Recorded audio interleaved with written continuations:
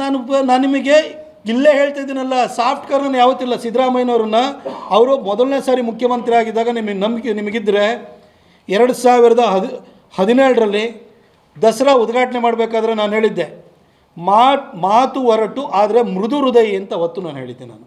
ಸಿದ್ದರಾಮಯ್ಯನವ್ರನ್ನ ನಾನು ವಿರೋಧಿಸೋದು ಸೈದ್ಧಾಂತಿಕವಾಗಿ ಅಂತ ನಾನು ಹೇಳಿದ್ದೀನಿ. ಇವತ್ತೂ ಕೂಡ ನಾಳೆ ಮೈಸೂರು ದಸರಾ ಬರುತ್ತೆ, ಕಡಾಖಂಡಿತವಾಗಿ ವಿರೋಧಿಸ್ತೀನಿ. ಟಿಪ್ಪು ಜಯಂತಿ ಮಾಡೋಕ್ಕೆ ಬರಲಿ ಇದು ನವಂಬರ್ನಲ್ಲಿ, ಕಡಾಖಂಡಿತವಾಗಿ ವಿರೋಧಿಸ್ತೀನಿ. ಆದರೆ ಸಿದ್ದರಾಮಯ್ಯನವ್ರ ಬಗ್ಗೆ ನಾನು ಇವತ್ತು ಕೂಡ, ಹಿಂದೆನೂ ಕೂಡ, ಇವತ್ತೂ ಕೂಡ ನಾನು ವೈಯಕ್ತಿಕ ದಾಳಿ ಮಾಡಿಲ್ಲ. ಈ ಸಂದರ್ಭದಲ್ಲೂ ಹೇಳ್ತಿರೋದು ಅವ್ರ ಬಗ್ಗೆ ನಾನು ಅದಕ್ಕೆ ಹೇಳ್ತೀನಿ, ಗೌರವ ಕಾಳಜಿ ಎರಡೂ ಇಟ್ಕೊಂಡು ಹೇಳ್ತಾ ಇದ್ದೀನಿ. ಒಂದು ಒಳ್ಳೆ ಮೇಲ್ಪಂಕ್ತಿ ಹಾಕ್ಕೊಡಿ ಸರ್.